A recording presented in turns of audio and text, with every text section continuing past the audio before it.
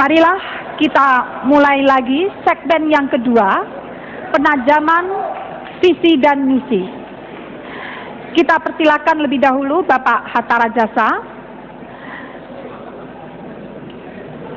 Mohon Bapak untuk lebih mempertajam lagi bagaimana Bapak dapat mewujudkan pendidikan inklusif, berkeadilan dan berkelanjutan sedini dan sejauh mungkin, mengingat kondisi anggaran kita saat ini yang terbatas, serta bagaimana pula Bapak dapat meningkatkan produktivitas, menumbuhkan pusat-pusat inovasi dengan kondisi tidak hanya keterbatasan anggaran, tetapi juga keterbatasan kualitas sumber daya manusia.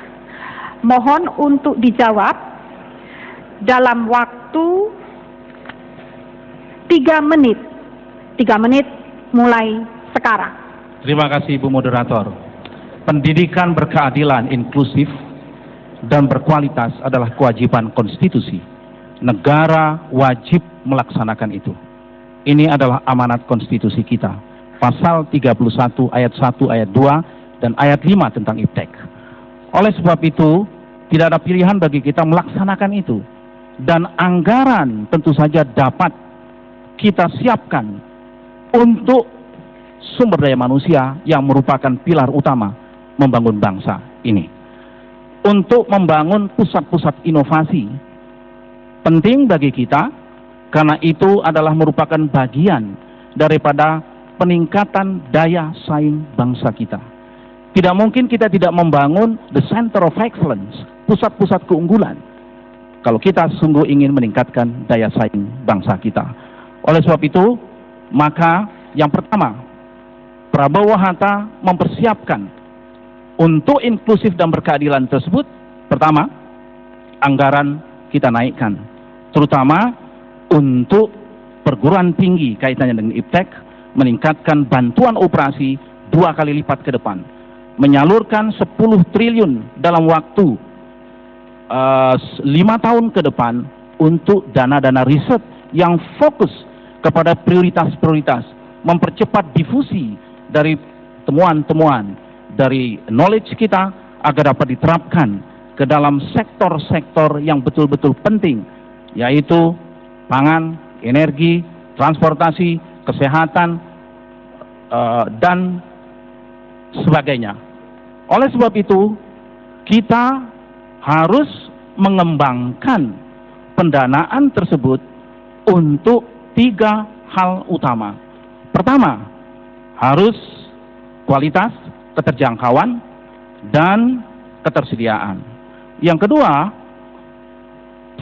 guru harus kita tambah dalam waktu 5 tahun ke depan sedikitnya 800.000 dan meningkatkan kualitas serta meningkatkan kesejahteraan para guru.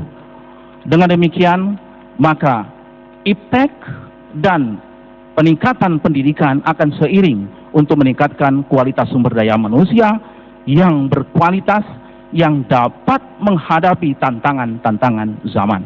Terima kasih. Terima kasih atas jawaban yang diberikan.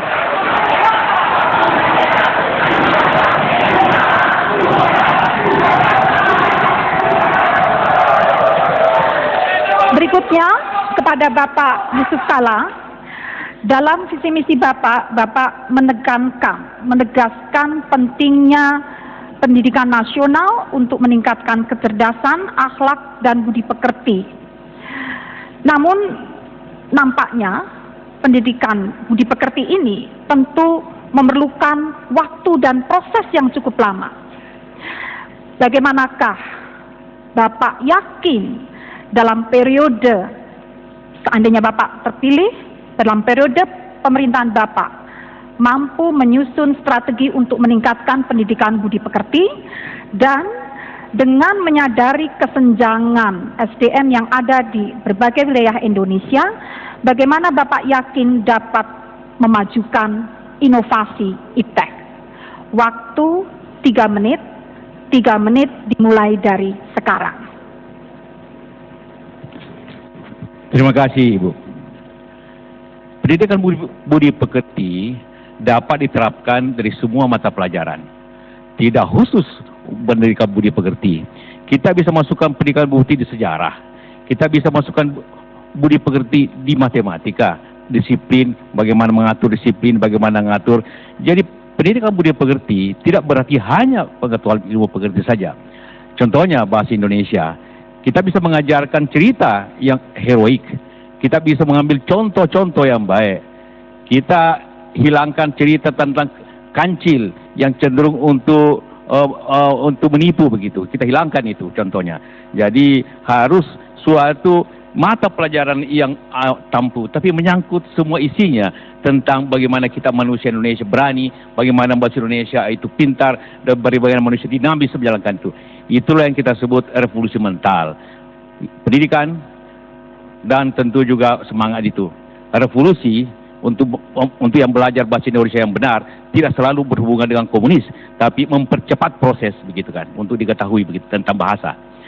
Ini penting semuanya apabila kita ingin tahu masalah-masalah pendidikan itu. Karena itu maka dibutuhkan memang suatu guru yang baik. Penataran guru diutamakan, fasilitas guru diutamakan, sertifikasi guru diutamakan, agar guru lebih dahulu menguasai masalahnya, baru memberikan itu ke murid.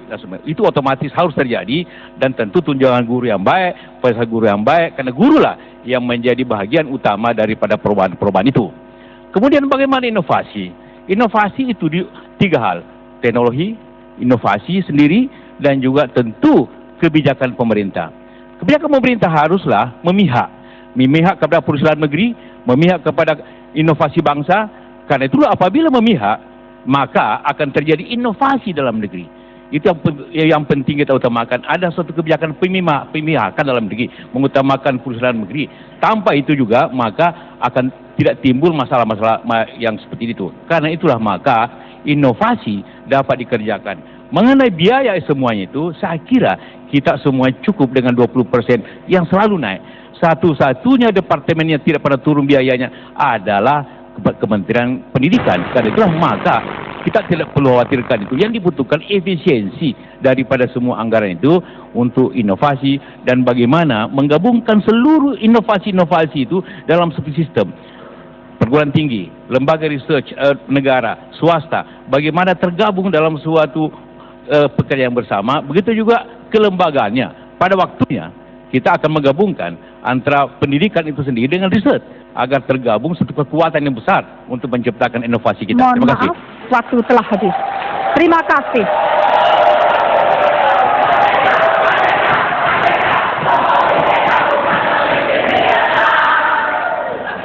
Hadirin sekalian, telah kita ikuti bersama pendalaman visi dan misi.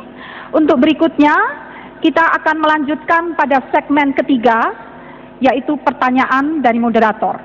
Namun sebelumnya kita ikuti jeda berikut.